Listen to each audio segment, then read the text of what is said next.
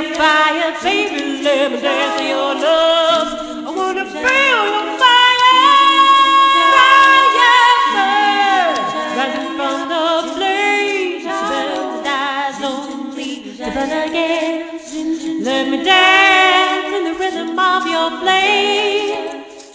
If I burn, let me die to burn again. If I burn, let me die to burn again.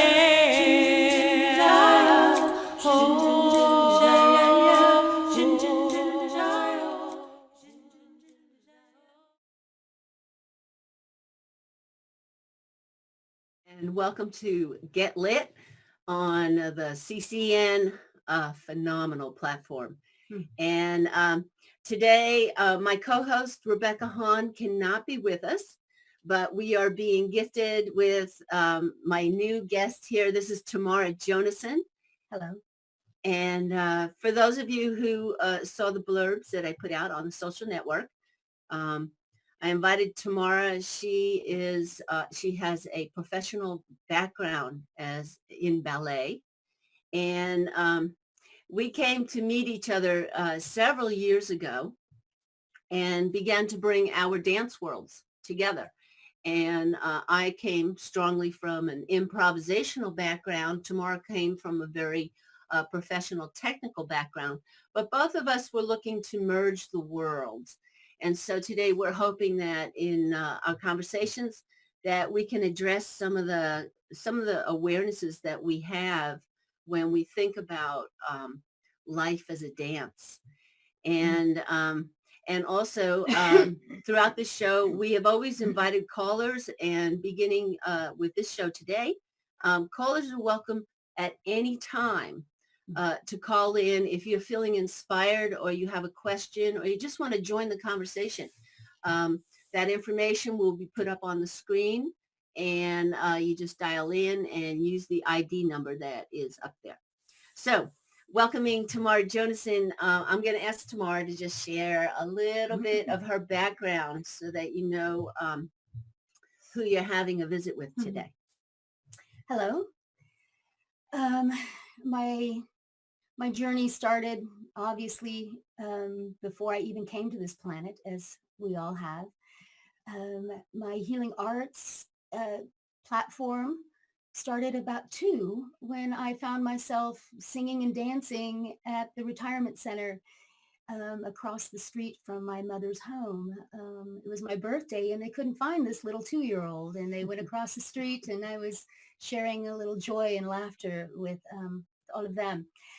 At about 6, I started experimenting with breathing. I had no idea what it was, had no mentor or guru show me the qualities of breath.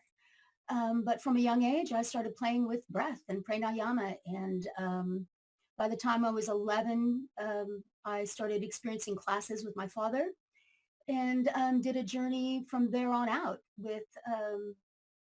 with ballet from 11 on, along with my yoga, several different modalities. I've studied the Kriya Yoga, which is about breath as a way to quiet oneself, where all of the cells and molecules can find their natural movement in healing oneself. Bhakti Yoga is about devotion. Iyengar deals with a lot of inverts and binding and stretching and aligning.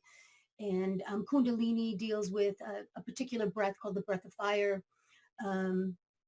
activating the Agni, the fire within, along with the asanas, the positions that you use. And then Hatha, we're all familiar with Hatha. And that's a basic background, I guess. Yeah, and then it spiraled into your professional career in ballet. And one of the things that brought us together is that in our awakening and exploring consciousness, there we were with dance backgrounds, and not every venue was supportive of what we wanted to share. And I think, Tamara, you have, you came from a background, could be with any professional company, yet your consciousness was not welcomed. And there you were, so well trained in your technical self. And, but you wanted to put out the message of awareness. And when we came together, I guess it was back in 2005 or 6, Tamara was already putting together just such high quality productions. And our worlds met. And I think both of us were just at that place where, looking for other dancers of similar consciousness. And sometimes earlier in our conversation, I was sharing how, improvisation is, being so fully in the moment that you have a body that you warm up and you have a voice that you warm up, so that your instrument is ready to allow what comes through you. And so we were bringing my world of improvisation, which you have a very basic score that then you just take off in. And then I come to Tamara's world of choreographed movement and, positioning, placement, timing, and counts. But she was venturing out. And I was at a place where I was starting to say, okay, maybe I'll accept some form. And and so so I look at our platform as formless meeting form. It sounds good. Right? Yeah. I think in a way it was the main premise is that we weren't interested in being a puppet on a string. Yeah. Oh, and that brings up like what we had talked about earlier. And I think this is really important, is that when we're on our spiritual journey, the experience of being on stage changes, because what the culture endorses in performing artists is kind of like a big fat ego. Okay. And, you get up there and you'll have the lights and, look at me. And I think one of the beautiful things that brought us together is we had already come to that place of, you know what, when you go out on that stage and let life be your stage as well, we have such a desire, there's such a yearning to express who we are creatively. And that in truth, whether you're on the stage, a performance stage, or the stage of life, it's having the opportunity to have that creative expression flow through you. You have to be on that stage for yourself. And each of us were beginning to understand that it wasn't getting on that stage anymore about how many people show up and how did we promote ourselves and, did I put enough credentials out there? It was starting to really expand to how do you connect with the people, the viewers, and recognize that, now we understand this in the quantum field. We're one and the same. And how do you lessen that energy? People would be intimidated. And I think that still happens today. I think people are intimidated by performers. But I think they also want to connect on a deeper level. Yeah. I think all in all that, entertainment has flatlined. It's hit this, it's been this compression kind of bandwidth where it's such a replication of what we've already flatlined with, the standardized, the normacy. And I think that people are really seeking deeper connections. And when we drop that ego, we have the opportunity to connect on a deeper level. And therefore, then the mystery is there. And innovation, because of the improvisational quality, we're not repeating the same step again and again and again. Okay, so you had brought that up earlier about innovation versus replication. Right. And I do want to open that conversation up because, but just to say, when you just mentioned how performance has flatlined, that's true for the mainstream media. All right. And we're under the same oppression. Unless you, fit into the program, you don't usually get a spot. Right. And I think that was the struggle. And I think that's a struggle for most performing artists, is that you eventually sell out, Exactly. if you need to be, especially if you're trying to make a living from it. Well, and if you're getting funding from, from the corporate world that is already flatlined, they're so flat that there's no dimension quality there at all. You end up selling out, taking the funds and choosing to make the dollar rather than share your inner quality. Right. So for that matter, I wonder how much real art we are actually experiencing. Yeah. Right? Yeah. Let's go there. Yeah. How creative can we truly be? Okay. Because I've been thinking a lot about, everything that I experience in life and empowering myself on this spiritual path. Or, at some point, we're probably going to drop the word spiritual on this path of being human. Mm-hmm. Right. Is that intention is absolutely in every thread of who I am and how I co-create. And so in order to enthuse intention, you tap into your creativity and your imagination. And we have a lot of stops on our imagination. Right. Well, and that's where the mystery, is we have when we allow our imagination to come forth and we get to those deeper places inside ourselves, then the unknown is innovative. Then our future, we truly can create. And create doesn't necessarily mean having a goal, an agenda. Being creative allows those subtleties and those nuances and those funky qualities to come forth to mold in a way where it's not stationary, to mold in a way where it flexes with the environment and our each other and ourselves. So we get this texture and this different quality. Yeah, we do. We do. And I call that the fabric of reality. Right. Energetically. And having experienced dance, it's like we know there's a kinetic, energetic. We develop tools in dance that are extremely sensitive. Sometimes your mind can't think as fast as that pas de deux is going to emerge or occur. You have to be so sensitive. And even there's moments where in dance, and this is where I love the metaphors, okay, bringing it into everyday life, is that you can be back to back, but your sensitivity, my sensor, is very aware of this physical presence, and you actually you get more heightened in, you can feel the heat. You can feel the wave of energy, especially if you're doing contact dance, which is a more physical gymnastic part of the dance, where someone actually lurches and jumps on your back and you're supporting them. Instead of going, you're receiving, and there's an interplay and an exchange. Yeah. And I've always thought about, that the relationship in dance, the metaphor, is really a healing perspective for life. Because if you think about it, if everyone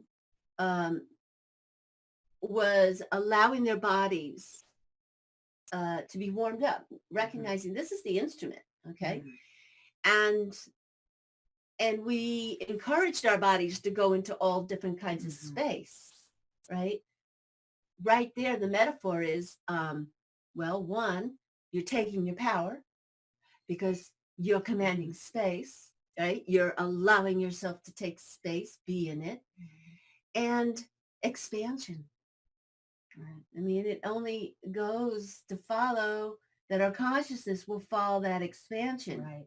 Now, you've been trained to fly, right? Defy the limits of so-called gravity. Exactly. So, and you've mastered that. I mean, with 3 very concentrated breaths, right?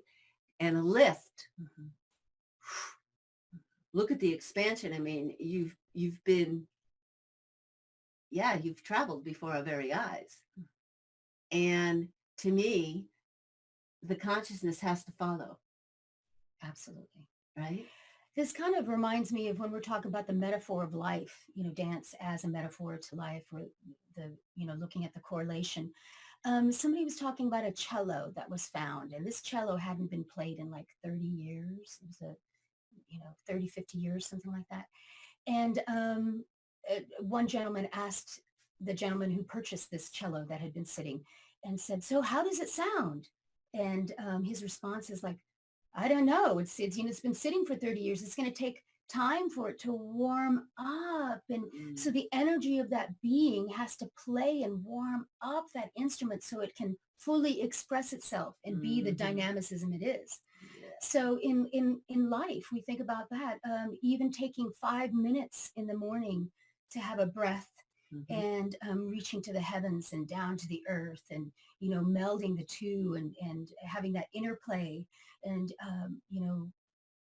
moving amongst the environment and within yourself allows your temple and your instrument to attune to the day. That's a good We have metaphor. a whole new paradigm then. Yes, that's a good metaphor, because I've always thought about dance and even using our voices. It's a healing art. It allows us to get closer to the instrument that we're here on this planet with. And, in my own body of work, and I've shared this with you, is that first, I call it solo integrity, that first we have to have a good sense of this instrument as your own, which is really the path of human. You have to really understand this body and have a reverence for it. And that once you understand your solo relationship, then I see that you move on to a duo integrity and a trine integrity, and then finally community and humanity. And that when you learn this instrument and how it moves and feels and senses, then you're able to interact with another and not lose your solo integrity, but actually complement each other and find the dance. I just always find that there's just so many beautiful tools. Absolutely. Yeah. Absolutely. So I want to ask you, because the metaphor of you spent so many years in technical training, okay? And for those that aren't aware, to become a ballet technician is a very strenuous art. It can be. It was 40 hours a week for 25 years and then went to like maybe 20 hours a week for 10 years. And now I'm down to 12 and 8. And it's very interesting because the mind can step in there and say, oh my gosh, but in order to achieve this goal, I need to do it this way. And I need to have it this way. I need to do those 40 hours. However, stepping into how present we are in the times that we consciously choose to explore and create what we do, it's tenfold. Yeah. It's tenfold. The magic is there. Yes. Yeah. Well, here's the question. Okay. All right. Question. So having come from such a very rigorous training, okay, I'm going to draw the metaphor to, there are many people that have chosen other disciplines in life, and then they realize there's still something inside that's yearning for something more, wants to expand. And I know that you reached that point where you developed this technique and went, okay, now what?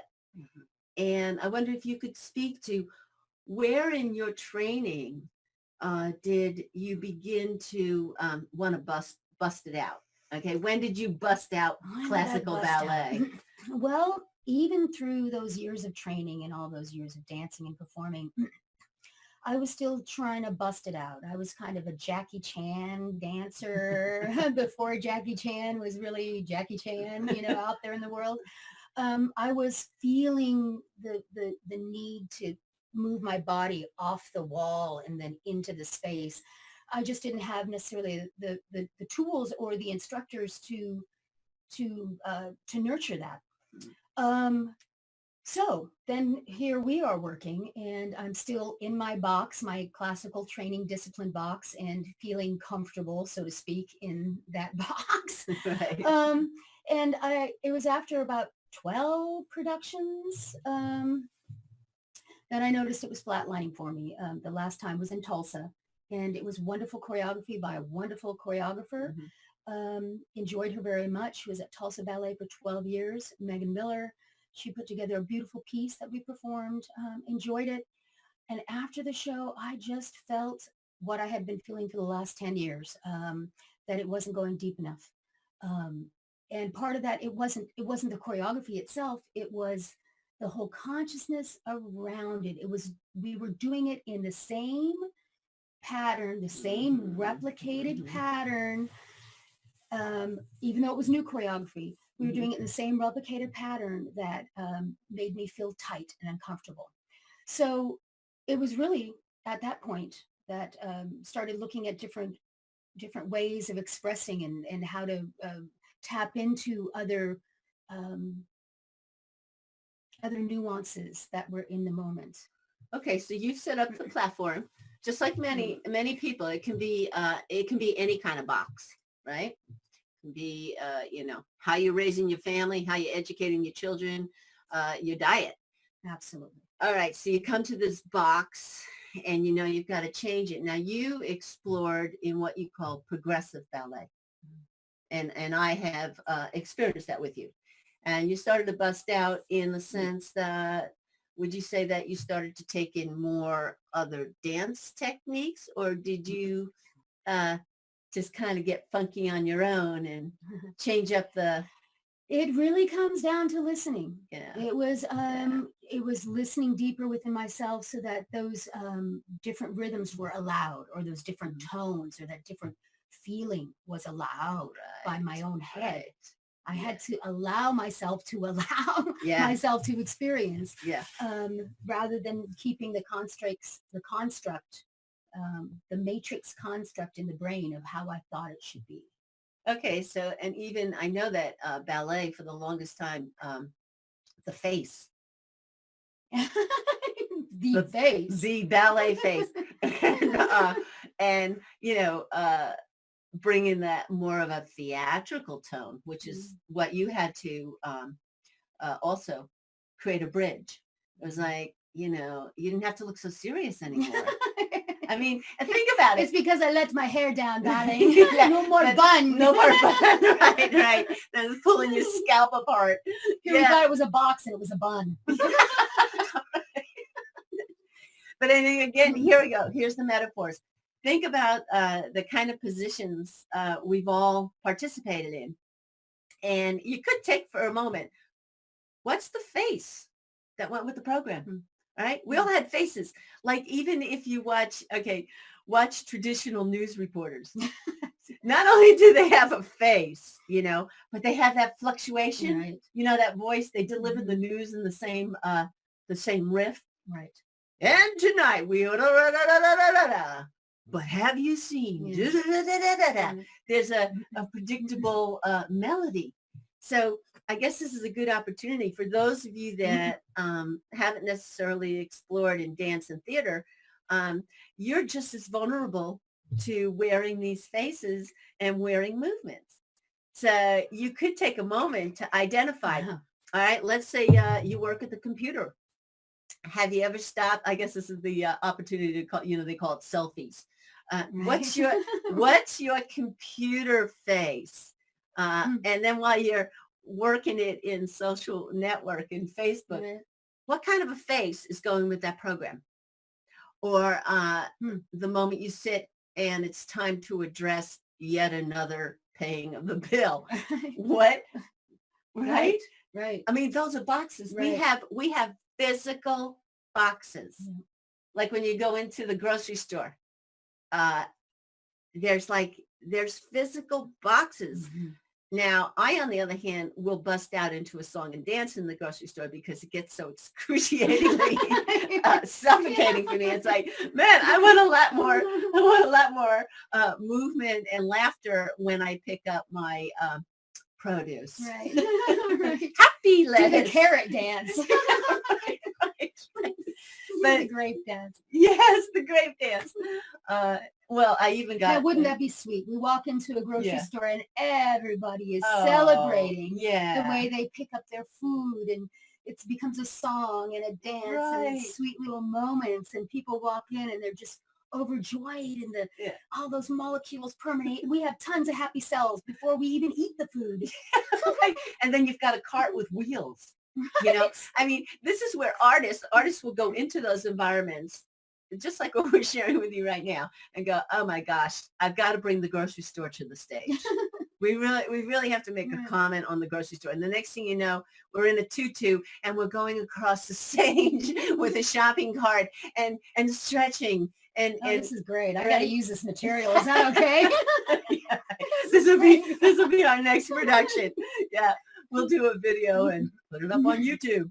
But there is the whole element of busting out. And I was working on a project yesterday, and one of the places that I'm going is in a short while here, I'm going to be sharing with the people that I am going to do a series called Going Between the Worlds. And I will be using the body of work I've developed over the past 35 years, shamanic improvisation. And the theme is going to be about multidimensionality. And the reason I was sparked to speak to this right now is that in order to go between the worlds, we do have to expand our ability to sense and feel. And a familiar term has been kinetic, okay? But, and I know that when you teach, when we talk about extension, like when you extend, you know that energy is going all the way through. And especially when you do point, right? You know that you're very aware of the energy going through your leg and into the earth. And those are valuable tools that, are no longer just something you learn in dance. But you can be this laughter tear. I can't tell whether you're crying or laughing. Megan did that to me one show. I was just laughing so hard, tears and crying. I do. But that is one of my intentions on a daily basis. I want to laugh till I cry. Yeah. So I know it's a good moment when my eyes are wet and it gets all over my face and mouth. But then you can go. Little pat. But so that elongation and sensation going through our bodies, I think that's a lot of the theme of, in my experience of going between the worlds, is that you have to begin to trust. You've got these subtle, invisible energies. And that even in dance, when you get to dance with someone else, we're sharing an energetic language. And after a while, you actually can sense someone's impulse before it even happens. You can sense that, oh, they're about to move their shoulder and outstretch their hand. And I just want to add to that sensing is very, very different than precognating the script. It's so easy to predict and assume that you are listening, and it's a whole different zone, so to speak. It doesn't have the same quality. No, that's really a good point, because it just came to mind. Mel V, one of the co-producers of CCN, does a fabulous show, Dragonology. In fact, it comes on 2 hours after this show. And where was I going? Okay, you said precognating, and it's about being in the moment. And it reminded me of, language. That's where I was going, because she does a lot on etymology. That there's a lot of conversation right now about, and this is what the content of the show is, we're addressing, and I know you love this, we're addressing words, okay? They're derivatives. And we're starting to connect the dots to how our language is part of the program, part of the mental control to make us very good slaves, which we're not. We are so not good slaves. And actually, no one on CCN is a good slave, that's for sure. Power to us. But okay. And what comes to mind is that in the precognating, you know, when we are formulating our thought, we are using that mental apparatus that delivers good slave language. All right. Right. Well, I think that if we the precursor to that, the pre-work, the preface that could come before that is the listening and the sensing, and then allow us to form, because forming, bringing into form and informing is part of what we do on this planet. We this is part of the 3D world that we're in, is we create forms, but we've got to be able to allow the form to dissipate in order to clear, to allow ourselves to create more form. I think with the language, what's happening is that the vibrational power of language is that it has been hijacked, which we are understanding. And in that hijack, we have gotten the double think from William Lutz, that double think language where, you know, peace is war and cold is hot and hot is cold. And those are just simple examples. But in doing so, it's hijacked the energy imprint that comes in with the power of the language, of casting, of being able to verbally bring into form.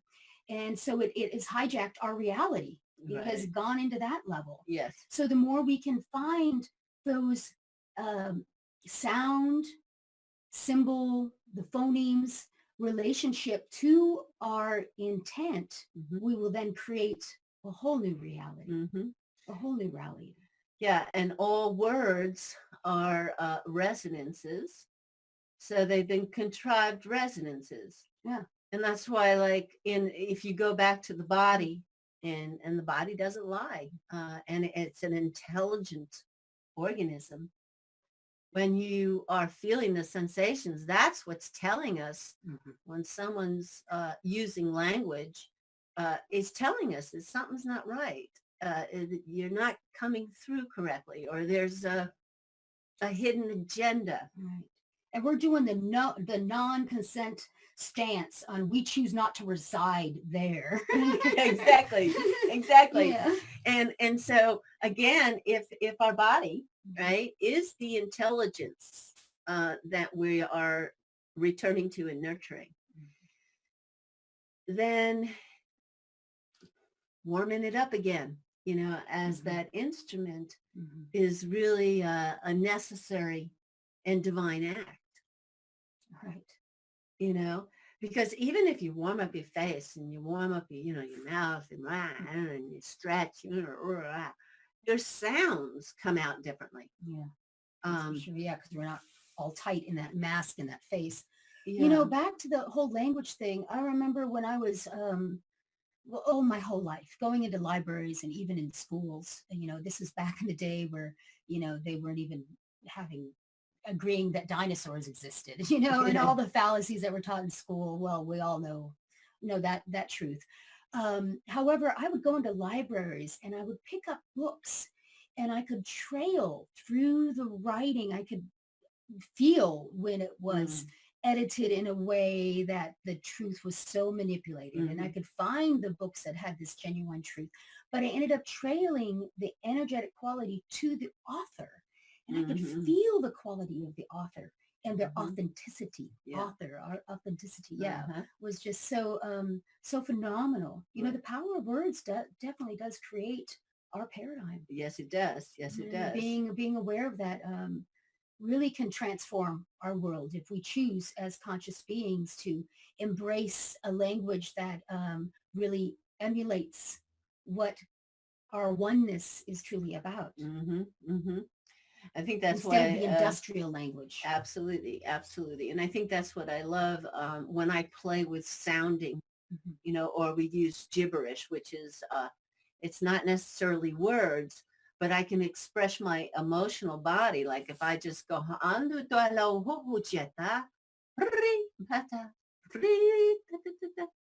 uh, I've expressed an emotion, all right? And you can really feel me, but you don't have, there's not a word that you recognize. that you recognize. And so to me, that's another way to communicate. To find those inner impulses and qualities. Yeah. Right. And find, because what I think we want to do is we want to reclaim, well, let's make a new word, tonology, resonology. Resonology. Yeah. But we want to reclaim not only the sensations that we're experiencing, but the expression of movement of that sensation and the sounding of that sensation. And that actually comes to part of what I'm sharing in the art of being is I call it the 3 pillars. And those 3 pillars, one of them is the environments we create. And then divine proportions as model, and then balance as interplay and exchange. But I'm really referring to the environments we create, because you think about that. When we use a certain word, you've been it, or even energetic quality in a room, and somebody walks in with this intense energy, and how it just crowds you, even if they're not even using the word to bring it into reality, their intention and their energy and their focus of that. Right. So they're creating an environment, Right. which that's what we've got as people too. We've got few people that have created a certain resonant tone that isn't necessarily complementary to all of us. And they've created an environment that we are stifled, with genetically modified foods, Right. with, the chemtrails. So how do we transform that environment and create and own and take back or reclaim or re-resonate. Oh, re-resonate. I like resonection. Resonection. I want a resonection. I want a resonection. I want to bring back the vibrations. It always made me feel good. I want to expand my circumference so that you can bounce along with the molecules. Yeah, instead of the bouncing ball, we'll have watch the bouncing molecule. Right. Well, that, and that's Happy cells. happy cells, right? Back to the happy cells. And this is so the world that I live in, and I've been offering this this understanding of my life, of how I live, and wanting to share it for as long as I've been on this planet, really. And because I've recognized that just blurting out a sound, can really bust it up. And sometimes it can make people really angry too. Like if they're in that negative vibration and you're like, what was that you were saying? I mean, just to change it around like that, it just kind of tosses all those molecules around. You can put a clown nose on when you're driving in a third world country. And you're packed. There's so many cars. You're stuck in traffic and you don't know what to do.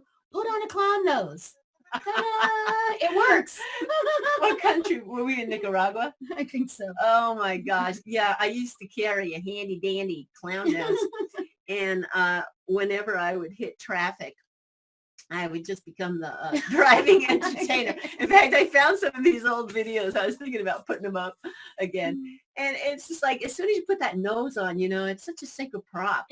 But it was like, I just put the nose on. Imagine that. Like I'm driving and it's like, and there's someone inching along and I'm just going,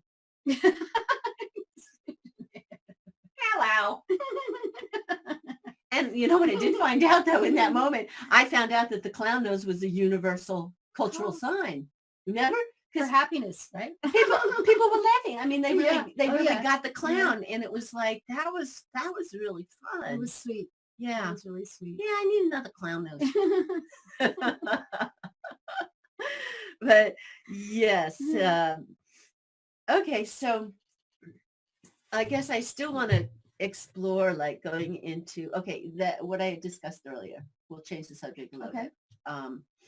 Is again, I'm back into the research about wing makers and lyricists and the central race. Just been really following that, and it's been resonating so closely.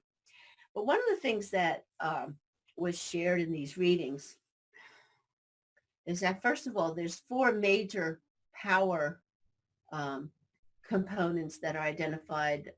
One of them, science, religion, philosophy, and culture. All right. And not to say there aren't others. Arts. Is that in there? Arts is in the Okay. culture. Okay. And what they keep pointing us to is that is called the science of multidimensionality. And they're kind of indicating that as as the race of humanity expands in its consciousness as a collective, that it'll be the science of multidimensionality that will be the focal point of all these power categories. All right. And so I've been wondering, okay, so the trail for me, where it goes is it connects to my inner technology as well. I mean, if we're talking about starting to become more aware of our multidimensional selves, which I think we pointed at with the energetics of our bodies, playing with our resonant tones, playing with words, right? We're starting to touch some other subtle realities that we were never encouraged to do. So here we are in exploration of our multidimensional selves. So I'm looking for this in the material and the shows, alternative media. I'm looking for those links, like signs of us moving towards that understanding. And I think what was shared in these writings is that there is a recognizable science and our deeper sourceful self have met. And I guess, we've already shared that material on the planet that, okay, we can prove God now. Okay, great. Right. We can prove God. But where are the threads that are starting to move into all our subjects and suggest that we are beginning to understand there is a science of our multidimensional selves? Where do we see that in our world right now? We experience sensation. Like, when someone's really connected to their resonant self, it almost doesn't matter what they say. You can just feel it vroom, vroom, vroom, vibrating. And so we're beginning to get a taste of we are going between the worlds, right? Those sensations are happening. But I guess, to be a little more specific, when I listen to programs that are addressing like the new discoveries or the new uncoverings of alternative energy, all right, or the next healing product, healing modality, it seems that I guess what I'm asking is I would love to see the threads always go back to how does that connect with source uninterrupted? Right. Well, I can hear where you're going with this because I've had a lot of contemplation on that. With the idea of technology moving so quickly.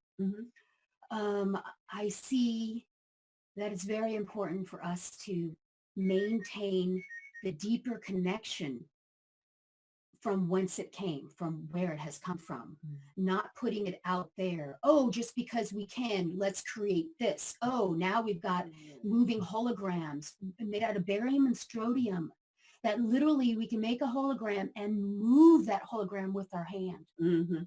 I mean, not saying that this isn't wonderful and fantastical, but where is that connection to our deeper source, and how does it complement the whole?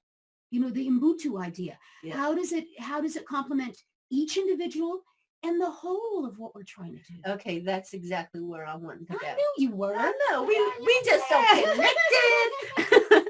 Because all right, I hold the understanding for myself that when I explore inner technology, that absolutely everything is here, and that anything out there are inventions, our alternative energy, comes after this. Okay. Exactly. It's an afterthought. All right. So it's a continuation of what comes from right. And it's an expression, but source is here. And that's why I firmly believe, like, whenever I look at the world in any kind of complicated issues, I sincerely drop into, I know within my being that if I can find the sensation and the deep frequency of trust, that there is a creative solution and it will reveal itself. It does. All right. But that's a cultivation of inner art. All right. So that's inner technology. And inner technology. Now that's my premise. So then when we see these things being created, like even like you take any inventors, take Tesla or Einstein, all right? What we're all celebrating and building upon is after the fact.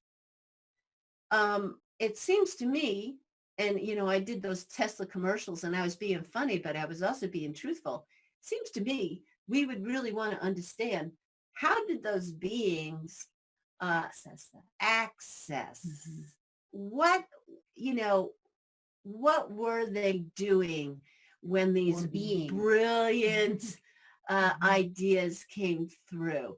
What was the environment that nurtured them?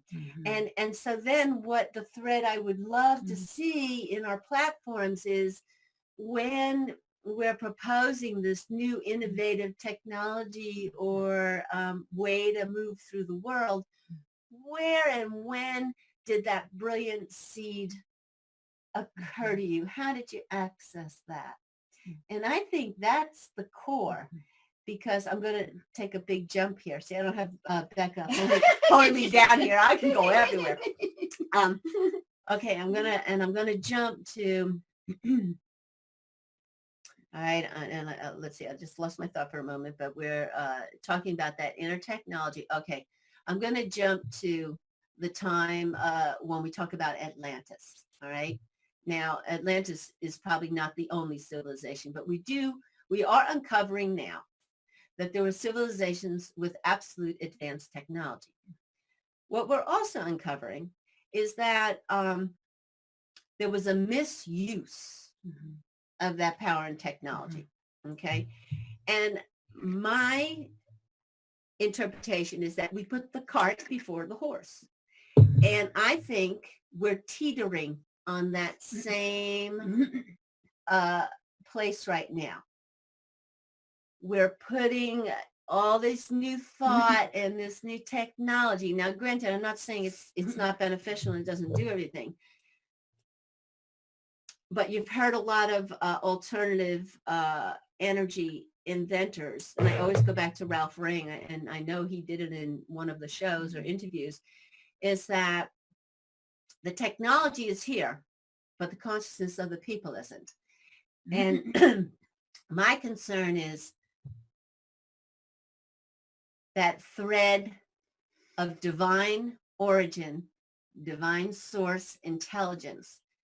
I would like to see it being represented as an integral explanation and presentation of every new concept and idea that's unfolding right now, because that's the divide that Yeah. created the loss Right. of civilizations of advanced technology. Right. Well, it comes back into what we were just previously talking about.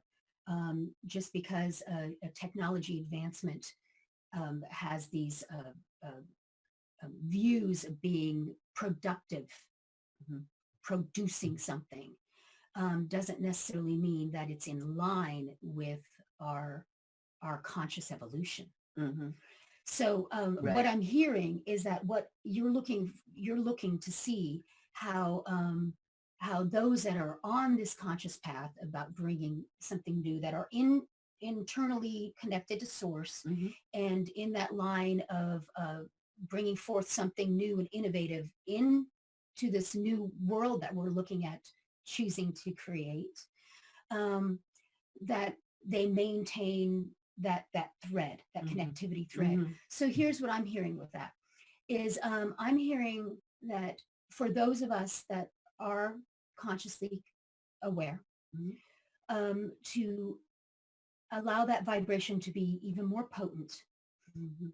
if we can use our intention to align with each other Mhm. on that level, just intention wise, we Yeah. align with each other on that level of choosing to connect and creating that energetic atmosphere. Right. It's almost like, healing the auric body, Yes. the whole auric body, so that Okay. therefore we have those dendrites connecting, Mhm. those aphelii reaching out, so that we're not stifled, and it's not so that the roots are being able to nurture, Mhm. receive the nurturing and give back the blossoms. Mhm. Mhm. So there's something So about there's, okay, I think Mhm. when I've thought about, okay, what could be a strategy? Help me here. Help me here. Help me here.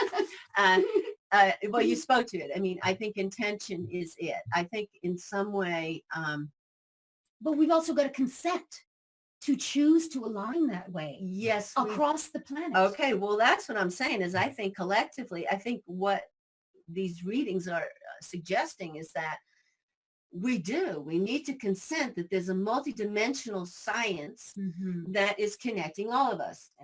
That soul and spirit and earth, we're connected. Okay. And with, yeah. And as a yeah, result, of course, and the earth, connecting yes, all of absolutely. humanity and this planet. And that I think right now, my suggested strategy would be that somewhere within the program or the presentation, we acknowledge that we are holding the intention of a multidimensional science. And we're also holding the intention that no matter what's being discussed or presented here, we are continuing to be open to the creative solutions that are source, uninterrupted, unfiltered, some way, somehow, acknowledge the energetics that are interrelated. And maybe we can use a term. unexplored. I love it. Maybe we can use a term instead of intentional strategy, because we look at the etymology of strategy. We have, of course, the stratification, Yeah. which, maybe we can say the intentional synergy. All right. That's the Or word. synergy. With that, Yeah. Yeah. I mean, nothing wrong with stratification. Right. However, Yeah. we want to be able to see that as a whole as well. It's not only just our separate planes. Yeah. Because I think right now, everyone's still, it's always left on the individual to sort out what they just experienced or heard. Right. Someone comes in and has a real doomsday perspective because of thought I turned them all off. Excuse me. Oh, that's only the fifth component. But somebody comes in and it's kind of a gloomy perspective, but they're also substantiating it, with a lot of good facts. And then it's left in the people's lap in a way. And then you feel isolated. Well, and you don't know what to do with all this. Yeah. Well, actually, now that I'm sitting here, Get Lit. It's part of the to synergize. Yeah. Get Lit is about these digestible bites and looking for these, I like to think of them as crystal rainbow bridges, how we're integrating and finding the thread, the source, because some of the information that's coming out right now, it can be very scary.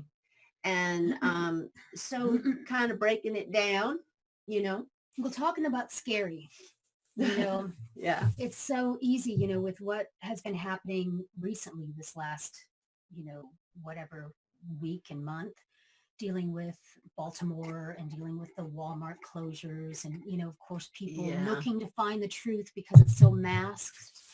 I did the same. I did a spin, I'm sure that we have all done, that when we start hearing that, when our sensories take note, when we receive this kind of information, to be able to filter it and realize that just because it appears to be a certain way, or the tone is in a certain bandwidth, or the energy is a negative energy that somebody's throwing on you, Right. how to filter that, resource, step back into source, and choose to claim, consent to claim, to choose a different vibration. Even if we can consent on that energetic level, we are breaking down those illusions that have created a reality that does not complement us as human beings, as a humankind, as a humankind. And even if beautiful people have still gotten swept into the web of deceit and turmoil, they're projecting the same reality, doesn't mean that they don't have that ability to choose something different. Right. But we as a whole, as each individual can realize how connected we are, and as a whole, and if we choose to continually ohm in that kind of frequency, I really do believe we can break down those kind of patterns. Resonant boxes. Yeah. You and just fear, it's the fear, because I stepped into that too. I'm like, oh my gosh, do I have my things together? Where am I how am I going to deal with this? And I thought, wait a second here. I'm going to choose that this is not going to unfold the way those powers that don't be think that they are going to unfold. How truly, how beautiful all of life can be, nonetheless. But then I think about, how grand our creation is, how grand it is. And really, evolution and source would not have it any other way but to be grand. Otherwise, why are we here? Why are we here? Yeah. It has to be grander. It has to be. It cannot flatline. That is just a stepping stone for us to grow and to realize how dynamic we are. Yeah, and I think that's a growing shared understanding. Yeah.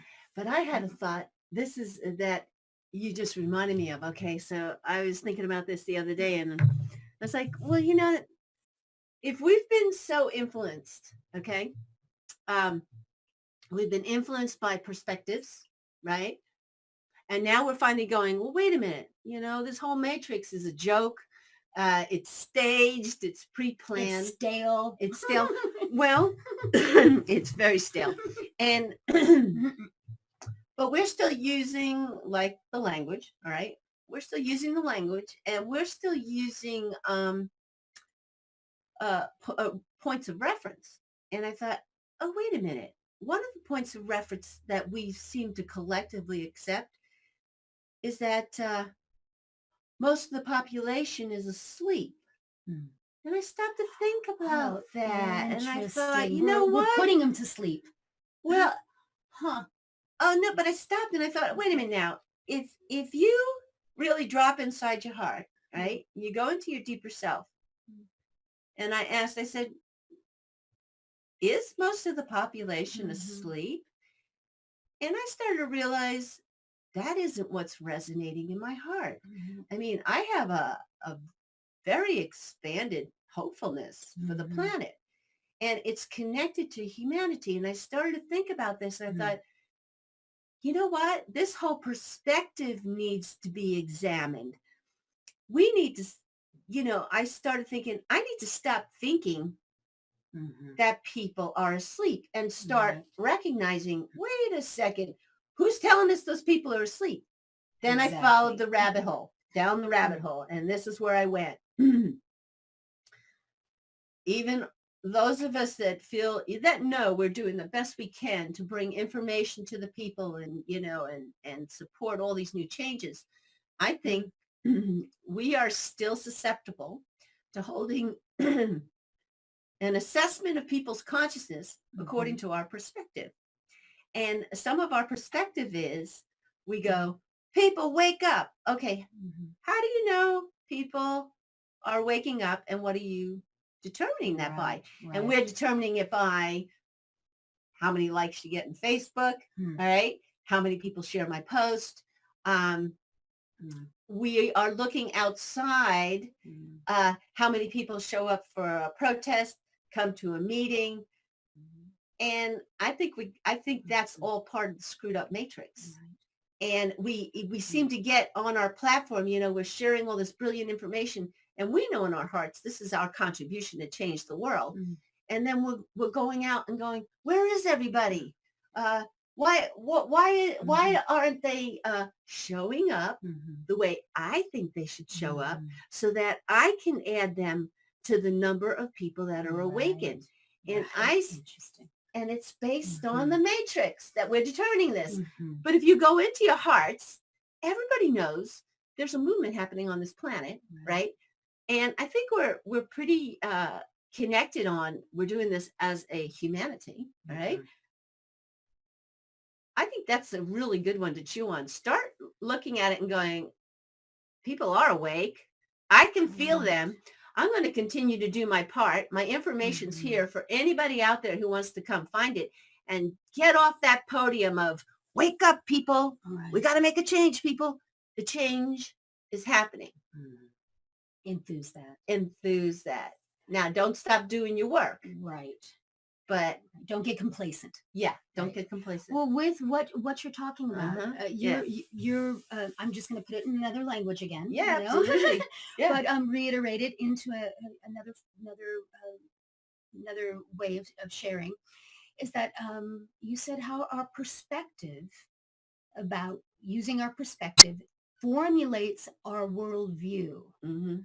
So think about that. If our perspectives are limited or set in that kind of frequency, rather than being enthusing and nurturing, so to speak, nurturing those other qualities,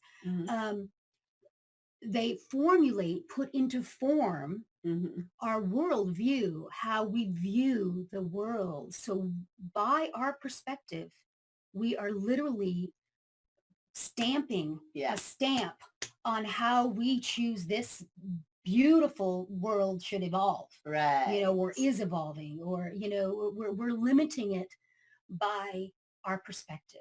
So I think that's what you're talking about, is really look at that perspective. See really where you're aligning with, right? So that the worldview can have a more fuller band, a more full frequency. So we're not stuck into that little area of compression, of compression that can fuck us up. Right. And we're returning to frequency. Absolutely. So if you really check into the frequency, the cymatics, the frequency, the healing of our being, our planet. Exactly. Because I think what we need to examine, especially those of us who are presenting new information on a regular basis about the changes on the planet. Right. I think what we need to examine is what in each of us, what data are you determining that your lists by? Your lists by. Because if a lot of information that's being shared, if you accept this understanding that, we're all finding what we call soul groups, or we're finding groups of affinities, and they're actually smaller than we thought. They're 3 or 5 or maybe 11. Okay. Our groupings are small. So if our groupings are small, then you may get 11 of those likes on your program and your statement. And that should be appreciated as is. But if where we're moving towards is these small groups of affinities, all right, they all got their like box in their group. Right. It's the small groups which now we're talking about diversity, Mm-hmm. of connecting. Okay. And I think we have a fallacy of thinking we're all going to come under this one movement. Right. That's of the matrix. Right. We don't even understand what the empowerment of our individuality is standing side by side. Well, for a movement to truly be holistic, Yeah. whole, Yeah. it's got to have different hues. It's got to have the different Right. qualities. That doesn't mean it's still not working synergistically or as an organism, Exactly. but that's very different than having a herd. Yeah. And see, that's the old matrix. They Yeah. got a herd. Yeah. Yes, it Yeah. is. It's Yeah. true. Yeah. And Yeah. we're still using that old monolith. Mm-hmm. Mm-hmm. And I think that's really worthy of a reassessment Mm-hmm. of why in this moment aren't you feeling like the whole world is pretty connected? Yeah. Why, what, I mean, can we not find that in our heart and souls? I mean, Right. those of us who have a passion and continue to creatively express, we're doing that because we feel very alive. Well, this kind of reminds me, I was mentioning earlier that we did over 12 productions in this small, beautiful town. And I think it was over 20. well, it could have been. I Yeah, lost go ahead. count. Maybe All I right. should recheck my list here. Right. But I remember the last one that we chose as a trio to embark on. Actually, I don't think Becca was involved in that one. There was a beautiful lady that had come to every single one. And the last time, it's called Reconnections. Mm-hmm. The last time she came up to us, she looked at us and said, "Oh my gosh, I finally get what you guys have been trying to say this whole time." Right. And I was like, "Oh, so you were working on this throughout. It's not like the message didn't get that you Yeah, weren't, yeah. you were awake. You weren't slumbering through this whole thing. You were awake." And for her to voice that at that Yes. point, Yes. and I couldn't necessarily surmise that by the way people were tallying or the way I was tallying. Yeah, that's a good point that Yeah, you're it bringing was up, because really as interesting. performers, that's right. We did all these productions, and I'm telling you, they were top notch, professionally delivered in every aspect of it. And granted, we're a small community, but Mhm. and the numbers, were small in several of those instances. And of course, we've come back and like, well, what did we do? How could we create? Right. And we realized that there was a thread. Like, well, wait a minute, how do we get more people? And finally, we realized that isn't where our attention should be. Mhm. Our attention should be, are you having fun? Are we expressing ourselves creatively? And we could acknowledge that indeed this was our passion, and this was the venue that we like to express ourselves. Mhm. And we finally just accepted. We even let go of PR, even though we were never really good at it. But we let go of. It's not about the numbers. It was about, we're in our integrity of expressing ourselves creatively. We're delivering what we deliver in our best way. And if there's one or three that share it with us, and we've heard this before, that's momentous. Yeah. Right. And so I think Yeah. I'm glad you brought that up, Yeah. because that's the point I'm trying to make, is that I don't think it's in the numbers. Right. And I think Right. that has been a distraction for us. Absolutely. And the only place that numbers plays a part is if you're still playing in the matrix. Excellent. Like, for instance, if you have a blog and you have advertisers, numbers is important. So you can get distracted on, I need 1 million viewers because then I get the money from the matrix. And then your connection, it almost like it breaths of life force. Yes. And then what happens is you start conforming in your presentation. And this is one of those boxes that systematically has limited our true freedom, the absence of limits. And I think that's, again, I'm going to commend Conscious Consumer Network. You are promoting a venue that is essentially uncensored. And of course, you have a disclaimer for the content that may come through. But you have basically presented a venue where we can tell our truths as organically as we are experiencing them. And you're not telling us our environment has to look a certain way or that there's a certain language we can use or not use. You are giving us a very non-restricted platform. Okay. So I think we create the environment. we create the environment. And so it's our own boxes. Like I even know that, we're still in some way, we're modeling some old broadcasting boxes because we haven't even explored yet the dynamic of, wow, if there's no box here and you can say it like it is, you can be it like it is. Our lines of sharing and communication will become deeper. Yeah. Absolutely. And here again is the metaphor. We've seen it because we spent so much of our lives in dance and theater and on the stage. We saw the limitations very early on in that art. And when we started to bust out, I mean, my audience has seen the likes of me and the kinds of things I put out. I'm way out of the box, and maybe in 10 years you'll get me. Hopefully it happens sooner. And that's okay. And it's okay. Exactly.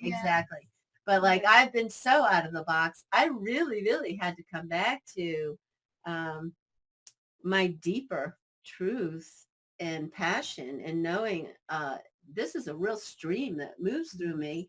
And I had to work, I still do. I have to be very watchful, be very much a master of my mind and my emotional body to not be concerned about how others are responding to me, but to know that my intention is very passionate and very heartfelt in that I am expressing my truth. And I really do believe that sensations are something that we can intentionally maneuver. Well, that lead us to more clarity. Yeah. I'm letting you take the floor while I use the ladies' room. Oh, yes, go ahead. Oh, take the floor. Or the couch. Or the couch. One of these days, what I'd love to have is, and I'm sure it'll happen, is I'd like to be bringing this show to you from a dance floor, from a big, wide open space so that we can use bodies, we can use, experience more expansiveness with our physicality. And I guess I'll take this as an opportunity right now to those of you who are listening, please call in if there's any part of the conversation that's inspiring you, or if you'd like to ask a question. I know at first sometimes it's hard to call in. It's like, there's concerns and we're a little timid, but we really want to break that barrier. Believe me. And I'm hoping that, our ease and comfort of hanging out with you in the way that we are, that makes it more personal and more clear that, anything goes here. And I'm going to look here because there were things like, yes, I guess a reminder, as usual, is to watch out and be aware and be alert about propaganda. Oh, it's an old mind control program. And unfortunately, it's infiltrated everything in our lives, but especially like, some of the news reports coming out right now. Do your homework. Don't just accept the titles and the news, especially from mainstream. Don't just accept the media as truth. Really do your homework. And, and our antidote to that, of course, is the likes of Conscious Consumer Network. We are, we're a combination of people that are doing very deep research in many realms, many of our bodies. and bringing that forth. And even when we deliver information, I might say something to you today and next week go, no, I don't think that's true anymore. I think now I'm having a different view. Just like Dee had written a great article on removing the shackles, and she talked about the hundreds of people that she hears from on a regular basis. And she'll go, I met people, she'll use all the polarities. I met people who believe in the flat earth, and I met people who believe in the round earth. I met people who believe in God and don't believe in God. People who, and she just went on and on and on about the polarities. And what I think is healthy right now is all the polarities are on the table. And what's even more healthy, explore anything you want. Try to reserve your judgment. Just reserve your judgment. Find out what's true for you. So I was just doing a reminder about, be alert about propaganda. And on the other side of that, I think doing your homework, all right, when things come through, do your homework. Don't just accept things at that face value. I have to add to doing your homework. Okay. This was an interesting experience I had the other day. Well, I've had this my whole life in teaching. We've all experienced this even in school, at different times of our life where we maybe didn't take the time to truly nurture and study what we wanted to study. And then we're set in that atmosphere where we have to produce something and we haven't really put it inside and connected it all. So we're at loss and we're frantic. Right. Or, now this is the beauty. You do your homework, you do your research, you design a class, you go into that present moment, you learn not to be tight with your agenda and what you have to accomplish. You know that it's there. You kind of throw it over here and pull it when you need to. I found out when you do that every time, when you do that, every time you end up finding you have those tools and even more tools. So it's like tenfold. So doing your homework doesn't mean cram something in and try to fill the vessel. Right. Doing your homework is about interconnecting within your own being, so that therefore, and then you've got to set it aside, let go, and be present to the moment. And then you have more tools. You have those tools, and you see you have even more. It is so fascinating. Yeah. I am just astounded with that experience every time. Yes. I'm over prepared every time I prepare. When you're underprepared, you're very underprepared every time. It's so fascinating. But you got to let go in each stance. You really do. You got to accept that you didn't connect, or vice versa. You can't hang on and be attached to that information and that way of working. That agenda. You got to let that go. You got to. And then you're like, oh my God, I got all these tools. Yeah, absolutely. And that's that flow of inner technology. I mean, as we deepen in allowing in the moment, we have access to absolutely everything. It's not unusual for me to be in a deep meditation and go, okay, Tesla, well, I want to tap into your source. I want to tap into what energized that brilliance. And knowing that I'm not going to necessarily be here and access Tesla's information, but we certainly can access the database. And then it's my own brilliance. Well, there was a movement happening quite a bit ago, and it's still a movement, so to speak, a healthy ensemble, so to speak, where in our education, we were looking at all the children, and we were, schools were categorizing them and putting them here and there and assessing them. And there were certain private and charter schools that would come out and say, no, the genius is in every single one of us. And it's back to that, is we don't need to say, oh, this icon or this guru or it's out there. We step back into really realizing it's within us, and we can choose to tone that tone. Yeah. We really can align with a beautiful symphony and have our individual part as well as our ensemble, or the symphony of life, or the voice of a beautiful world. That's right. That's Mhm. right. And I think we're in the process of dispelling. There's been such a misunderstanding of things that are uh, controversial, that we have turned our heads away or denied that Right. there and decided, no, no, no, no, that's negative. If I give my attention to it, I'm feeding it. And I want to clarify this because I think we are getting clarity about this, which helps us to step up to the controversial issues, is that it's kind of like anger. Uh, if you're clear and you can look at controversial issues from a neutral perspective, you are not feeding the negativity. What feeds negativity, and it happens in one-on-one interactions or your viewpoints about what's happening in the world, what feeds negativity is when you react to the situation in a negative way.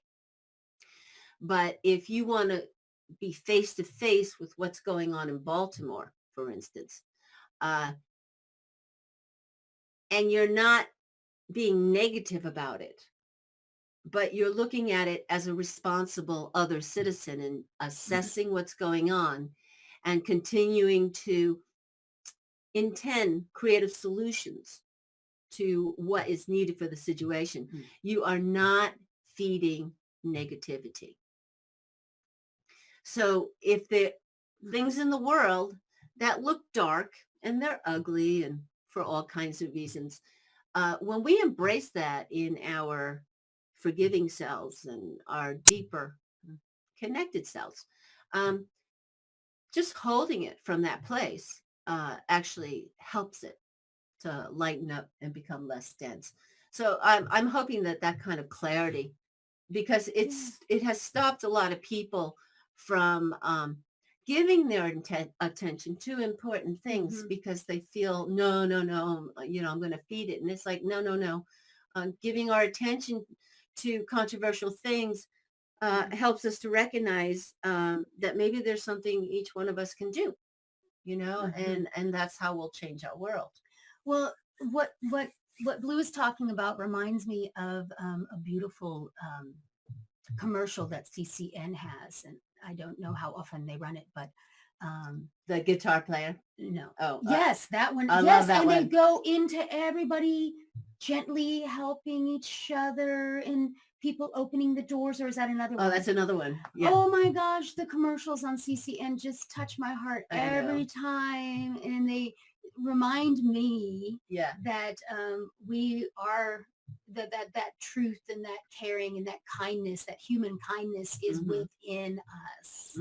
It's so beautiful. Yeah, it is. It is. And Opening the door for somebody. And well, what Right. I thought was so beautiful about the way they presented it, you guys presented it, was it wasn't just about the person opening the door. It was about the observer observing others Yes, it experiencing was. that kind contribution. Yeah. Oh my gosh. That just Yeah. warmed my soul. And see, I think there's so much more of that. I mean, that's what alternative media is about, is to, Yeah.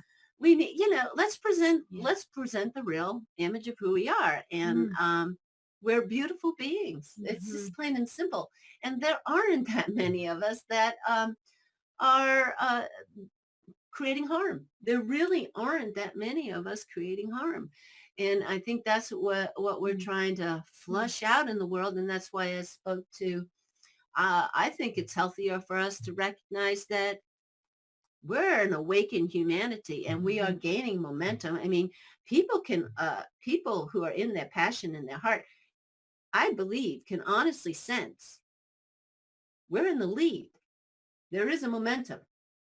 But again, the only way we're getting our information is still from that controlled mindset. So, how are, I think that's a good question to ask yourself. How are you assessing where the planet is? I got an image when you were saying that. I was like, how sometimes when we do look at very difficult subjects, we feel like we're either in a hole, trying to get out of that hole. That perspective has put us in a hole.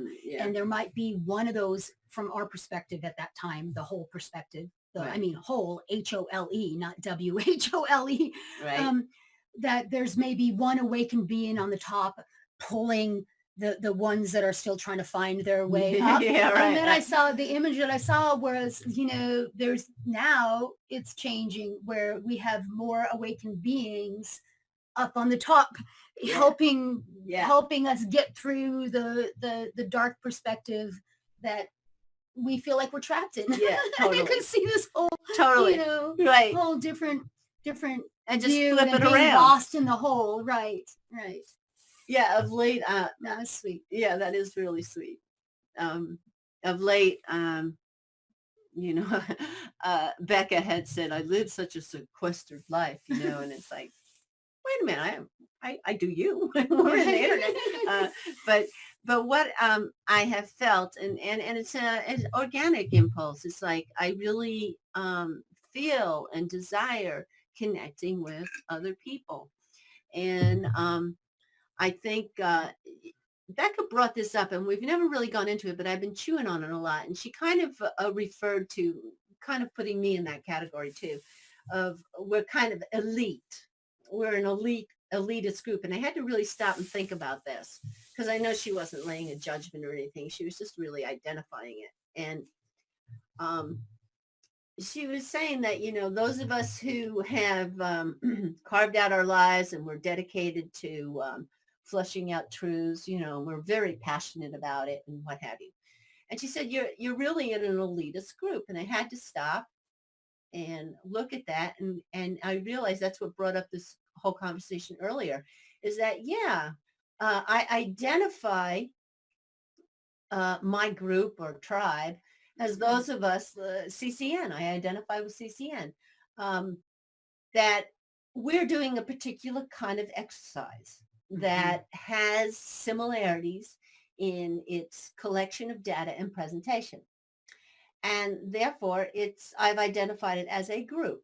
All right. And we also know that we're kind of a small group. And we go back to that small group again. I think we're just kind of a soul tribe that has affinities. We seem to resonate with the use of media. Okay. But we're going after that intel as soon as it shows up. Okay. And then what Becca continually brings back to the table, she represents herself as, I'm out in the masses. I'm raising a kid, I'm working a job, I'm having to pay my bills. And yet she sits here with the likes of us with the same brilliant consciousness and passion. And that's what started to break up for me, that, well, it's my perspective that's looking at the masses as asleep. And then in my inner journey, cultivating the understanding and experience of oneness. All right. It's like you've got to get through those barriers. I've got to really re-experience people, how we feel in resonance. Right. So I've been starting to do what I call my walkabouts in town. And let me just add, that's why I was hearing, this is exactly what I was hearing. Maybe it's not elite. Maybe it's more Aboriginal. And then you say walkabout. So it's like well, you're more of an Aboriginal tribe. Right. Reconnecting deep inside ourselves rather than stratifying into that. I like that because that even brings us closer home to the earth. Our origins, which I know has been a popular word in our productions. So I started doing these walkabouts, and what I do before I head out and walk around town, I set the intention that that any affinities that or harmonic resonances that are kin to me, that they make themselves known. And therefore, I'm not going out thinking, oh, I'm going to run into people and have another, and this is a stupid judgment that I'm healing, but go, oh, it's not going to be of the consciousness level or the topics of my interest. It's like, if I know I'm going to meet one of the reporters from CCN, cool, then I'll be there in 5 minutes. Okay. So I recognized that was really dividing me. And I wanted to go deeper into oneness. So I set the intention, and then I just start my walkabout, and I accept that all my relations include the trees, the stones, the flowers, and every individual I may walk across paths with.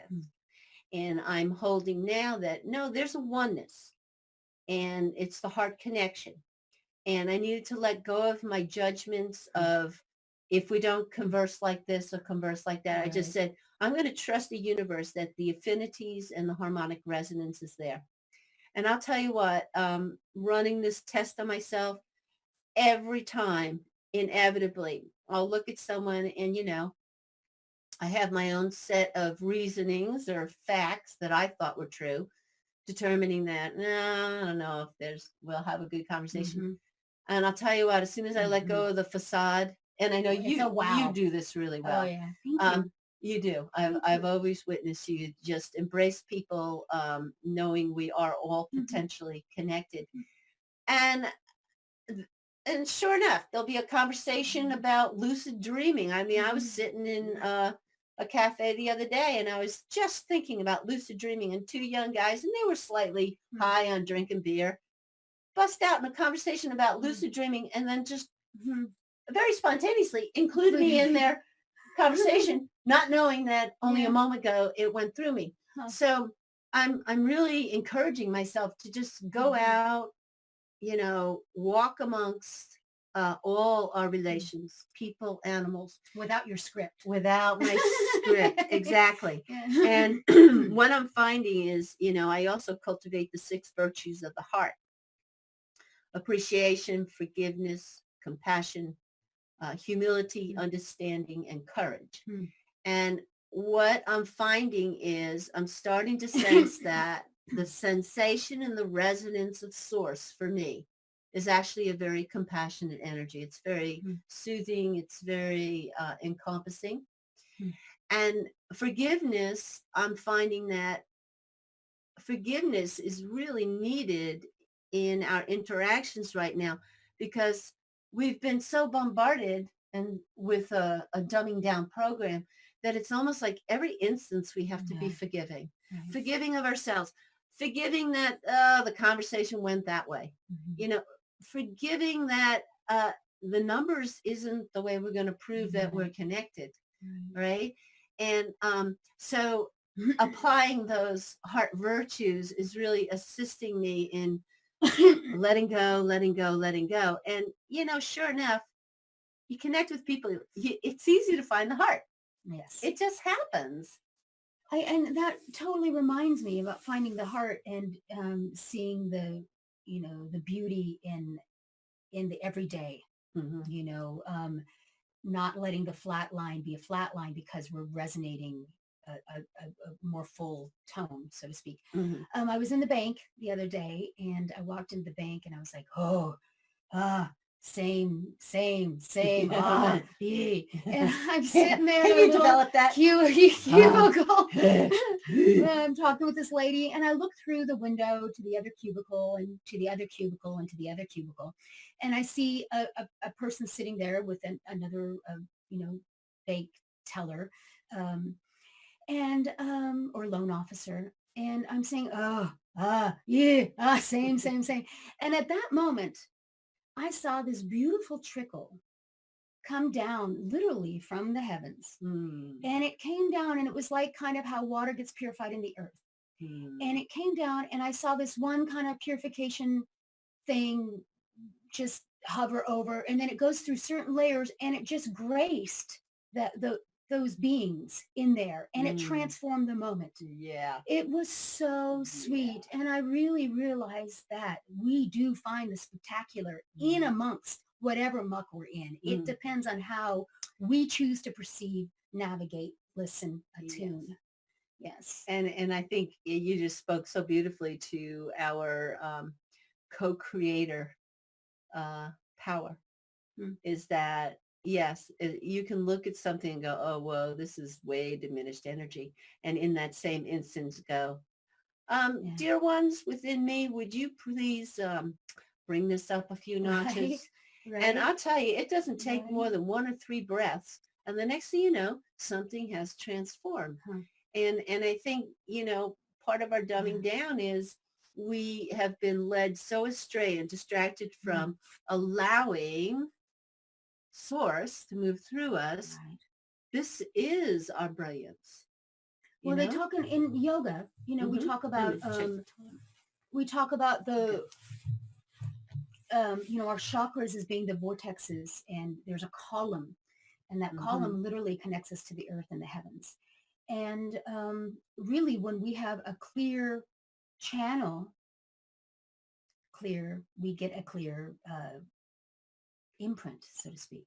We get more clear source information, rather than if ones are shut off, then the line of communication gets hijacked, right? And then it ends up getting stored in funky areas, and we get buildups, and we get this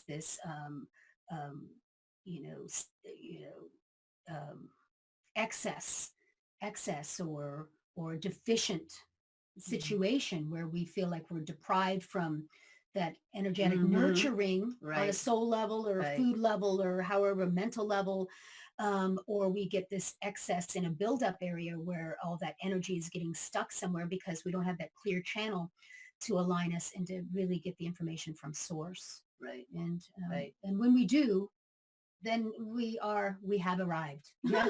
Yeah. And then the arrival is always unfolding. Yes, it is. It is. And it's not a destination. And I think that's, to go back to the earlier conversation, that's what I'd like to see invited more into every program that I listen to or watch. I would like to see those bridges, those crystal rainbow bridges, always connecting us back to our understanding and source, and how that conversation or that show actually evolved. What seed in those programmers sparked the invitation of their guests, sparked the conversation to maybe make it more personal, even if it is scientific or mathematic. In the end, it came out of this being. And I think if we could speak more to that multidimensional self, that more people would have an opportunity to identify with us, because if you're just always presenting a mental construct, that's the old matrix. What's not old and what's new is being more and more authentic and real. Yeah. So it really changes your experience of information exchange when it's personalized. When, you all of a sudden you offer this brilliant insight and you acknowledge, well, I was playing with inviting all the aspects of my greater self to be here now. And then my cat flew across the desk, knocked my coffee off, and I had this aha moment. But, I don't know how that can unfold for everyone. But, and I know I'm going to speak to this more and more, but how does, and I'm experiencing right now with my hand, the flower of life, how does everything fit in the flower of life? What makes us more in Lakesh, right? I am one of you. Well, can we offer a meditation for everybody? Just a simple little 3-second meditation that you can 3 use throughout seconds. the day. That's good. Ooh, I got it down. In the quick I got world. it down. Go from 2.5-hour classes and 2.5-hour performances to 15 minutes. Yeah, but how are you going to sell 15 minutes for $35? Right. Well, this one's really sweet. Okay. It's like if somebody is ever, putting that negative energy around you or directing it towards you, or you're in an atmosphere or an environment that does not complement where you feel like you're resonating, instead of reacting or even responding, a sweet little meditation is you see right in front of you this big, beautiful flower just start to blossom right in front of you, and just smile. So even if that person is throwing all this negative tone at you, this flower is just smiling, smiling, smiling, absorbing all that negative stuff, and you're just smiling back. It really That's works. good. It does work. That's like 3-minute meditation. that's good. Putting a smile on your brain. Becca introduced that once. We were doing a series of classes called In Love of Thyself, and it was all improvisational movement therapy exercises. And I remember she said, put a smile on your brain. And, it really works. Like, even like you just lift up that grin just a titch. It's like when you even create a smile, you can feel the tingling sensation that goes to your electromagnetic makeup. And even if you can't get that smile because you're so low, because somebody says, you just see that smiling flower. You can't help but laugh. Absolutely. Well, I know that I think we got about 20 minutes. Again, any callers would love to hear from you. You're always welcome to call in. We're going to encourage that now throughout the show. And even if you call in and just say one word, we're fine with that. Yeah. It doesn't even need to be a whole sentence. Yeah, because we could probably go off for 15 minutes on the one word. Yeah, pretty soon. Or even a sound works. Yeah. You can just call us with a sound. We like the sounds. And yeah. So I hope that you're encouraged to, just a little bit of movement, just putting your arm out, experiencing space with the intention of expansion. There was another thought. Oh, go ahead. I just want to reiterate, you were talking earlier about allowing ourselves to work in a more authentic way outside of the box. And you mentioned about if you had your computer in front of you and those selfies. And I was envisioning,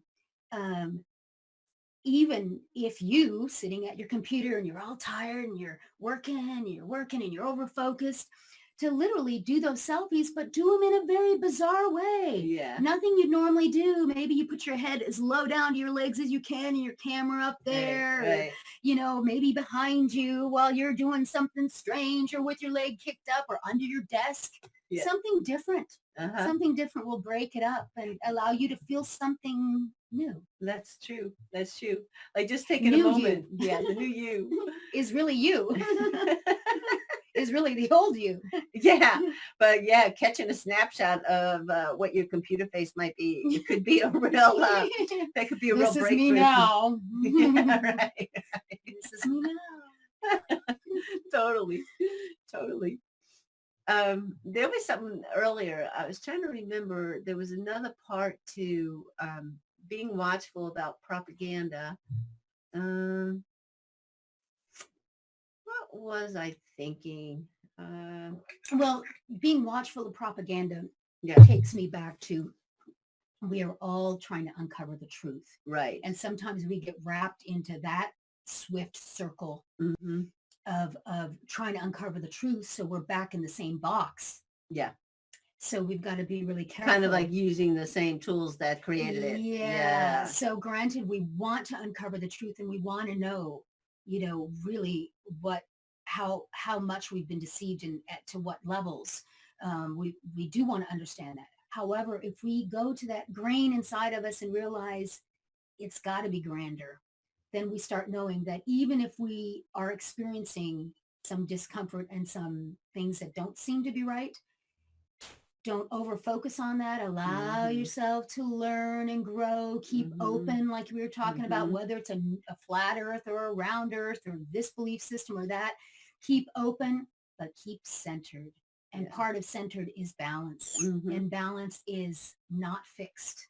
Balance is an interchange and an interplay with the environment and each other and your own self. Right, especially right now with all the new planetary energies, we're continually rearranging. Yes. About staying connected to Earth and this physical body. Because I didn't realize how many people on the planet couldn't wait to get off of it. That was kind of startling to me. Even though I too, you've seen me go through that too. Yeah. I mean, it's, it took us all our lives to get here and really appreciate, oh my gosh, everything is happening right here in this body, and we won't be compartmentalizing. At some point, once you understand the components, it does come into a sovereign integral, a spiritual center. Mhm. And I'll just reiterate that spiritual center is not fixed. yeah, That's the beauty about center yeah. and balance, is it's not a fixed, tight formula. Mhm. There is no agenda in how it's supposed to fit together. Mhm. It's an interplay Yeah. of the proportions that dance about and that we choose. Right. And when we start to realize that Yes. we're in constant movement, Yeah. there's constant vibration, resonance are continual, it will break out of that self box of thinking, "Donk, this is it." We are not solid. We Right. are energy continually moving. And that's what's going to give us a bigger breath Right. in life and expand to become all the Right. aspects of our self. Right. Well, the word, even etymology speaking, the word motion is so fascinating. I've written it differently in my contemplation paper that I shared with you. I wrote it as M-O capital S-H-E-N, like Shen, like the Chinese Shen. Oh, motion. And Oh, it's that's really nice. interesting because I was looking at it as this kind of the energetic quality of the Shen, which is our spirit being, Uh-huh. our spirit being. So I think of motion, even if something appears to be, when it's quiet, it still has motion. Ah, that's It beautiful. still has motion. Motion. Yeah. I like that. I Yeah. like that a lot. Yeah. Yeah, you just reminded me. I have been following Mel V's Dragonology show, Mhm. and which I think, I've been encouraging you. I think you're just going to love where she goes. But she traces back. Let me check the time here. Oh, we're getting pretty close here. Wow. Okay. But she traces the words inevitably come back to the dragon. Okay. I was meditating on that because I was inspired by what she was sharing. And whew, what came through me is that there's a perpetual fire in my base. And what was interesting, I thought the fire would be more orange red, but in my root chakra, it was more of a green yellow, and it showed the face of a dragon. And because, again, I see anything that's external has got to be, it came from here first. Right.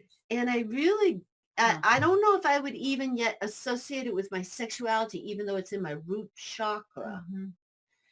But maybe what I would associate to my sexuality is in my second chakra, when the dragon opens its mouth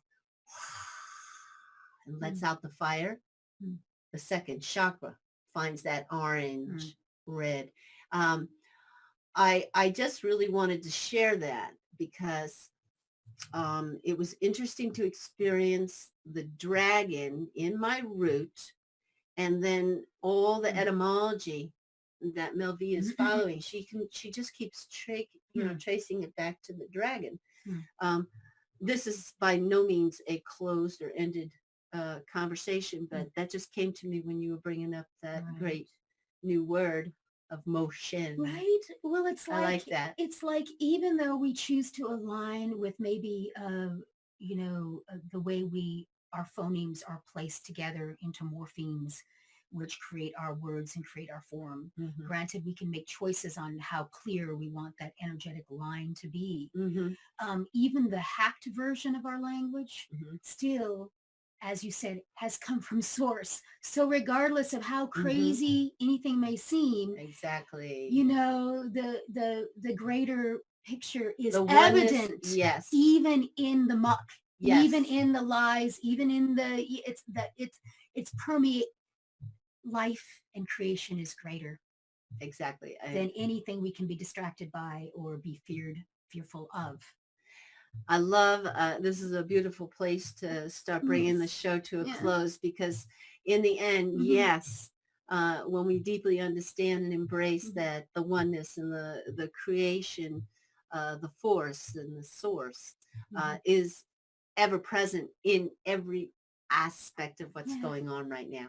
And it doesn't mean that you don't You don't passionately be who you are and be involved Right. in co-creating the world. It doesn't mean you can just sit back.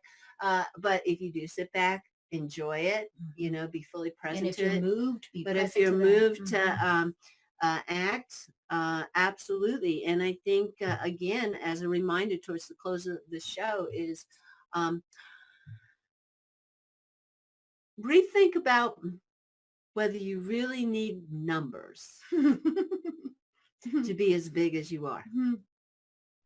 Rethink that. Is numbers necessary?